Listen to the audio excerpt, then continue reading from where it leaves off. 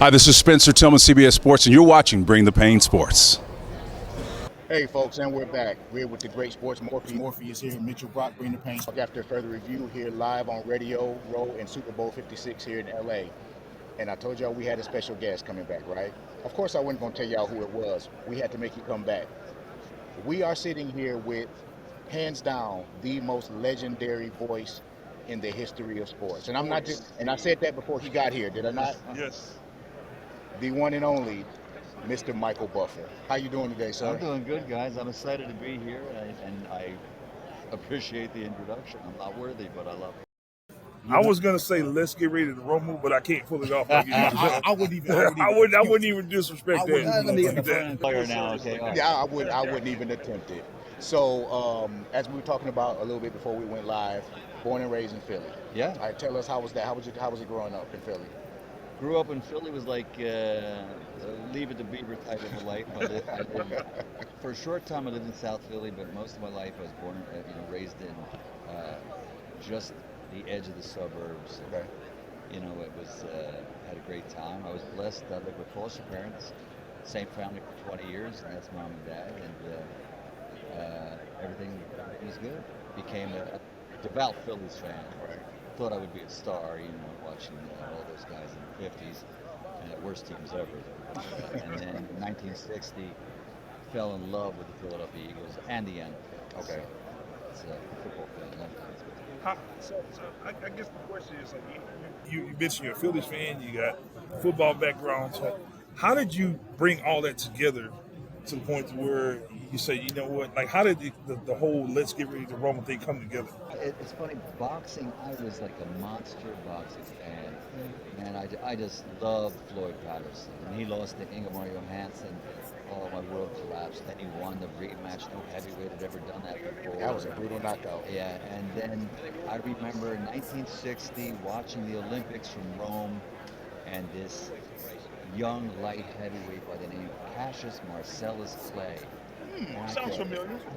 Man, wow, that guy's something. And of course, he became Muhammadali. Right. A beautiful name became another beautiful name. It was fantastic. Absolutely. And I just was very passionate about sports and boxing, a lifetime. Got to know him through the years, of course. And living in Philadelphia, boxing came in the city with the gambling industry. They had fights there all the time.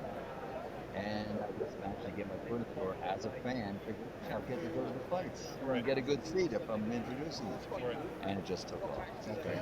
So, for those of you who may not know, of course, the Buffer family has contact sports, right? Of course, Mr. Buffer's brother is the voice for the UFC. So, how does that feel, knowing that your family are the two voices for pretty much for contact sports? Yeah, it's really great. It's exciting because, I mean, Combat as sports. the UFC became a monster all to itself with loyal, hardcore fans that just, are dedicated to the UFC. MMA is big, but UFC is, the top of the heap. And it's great. Bruce, I met Bruce years later because we were raised in different families. Correct. And I brought him in to, he's like the businessman, he's got a great mind, and I'm a pretty lazy guy. So, but I said, I gotta have somebody start to answer these phones and to take over. And it worked out really well, and then that was back in late 80s. And he had a chance to, I brought him in to do some undercards and boxing and that sort of thing, and some new stuff that I was doing. And he had a chance to do this little known thing called the UFC. May have heard of it. And kaboom, it took off. So God bless him. It's great, and he's become a superstar. Awesome. In that world. You covered so much, and I noticed this is such a loaded question. Just thinking back through your career, if you can recall one fight right now out of everything that you covered, which fight would A question that's a question I got to answer. What's the best fight you ever saw? Yeah. The best fight isn't always the best moment. The best moment was a fight that was but it had a moment that I'll never forget. George Foreman fighting Mike Tyson. Oh, wow. Yes. 1990, something like that, yeah. He's losing every minute, Yeah. every round. The eyes are swollen. Yes. He's the 245-pound George, not the one that was Right. George. This is Big George, Yeah. Roman number 2. Yeah. And in the 10th round, he lands a hard jab, throws it right between the gloves. Rocks for a split second, and that veteran response, boom, jab, right hand, and when you see the overhead shot, you see the hips, everything torqued into that knockout. 45-year-old heavyweight champion. The moment was so great that the crowd usually explodes. It went because they couldn't believe what they saw, and then the explosion. One of the great. I just had tears in my eyes. It was stunning. And Jim Lampley on the air was saying, "It happened! It happened!" And when I gave the announcement, not even thinking, I said, "Ladies and gentlemen, the impossible dream has come true," and true. And it just was a great one. It was. It was.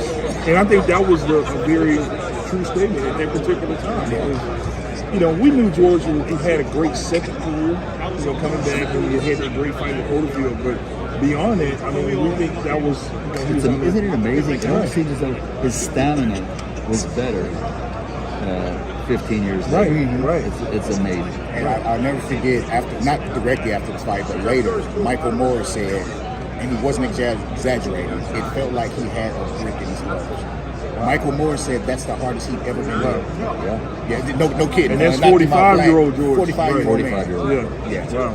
Okay, well, Mr. Buffer, we're not going to hold you up. We know you got to make your rounds, but we most definitely appreciate you and Jen for stopping by. And by the way, the reason Jen is here is because we have a Triller presenting the Triad Combat, which is a leveling playing field between MMA fighters and boxers. Ooh. And so watch for it in the future. We've had a few events. Our latest Speaking of, event got postponed. Speaking of the Buffer family, we got another one. You can come on in. Oh man, I love this. We talked him up. Can I just kiss my brother? Bruce Buffer in the house. The greatest announcer of all times in the house. Absolutely. We got two of them right here. So, Bruce. all right. So yeah, we are definitely interested in this here. Yeah, you gotta watch for it. It's gonna be streams on Fight TV, which is like only $3 a month or something. Definitely worth It's something you gotta see. I love it. And it's a triangle, not a square ring. Right. So you don't want to get in those corners. No. So the guys get out in the middle. But you gotta watch for it. So it forces the action. You got to fight. We're definitely looking forward to seeing that also. And we thank you again for not only This is the visiting most us neck today. action I've ever had. I feel like I just worked out. We appreciate you stopping by, and definitely we appreciate you being the voice of combat sports. Thanks. I can't re-emphasize that. Absolutely. So, Thank you, sir. All right, Mitchell Brock, Thank you Bring the again. Pain Sports. We'll take a break and we'll be right back.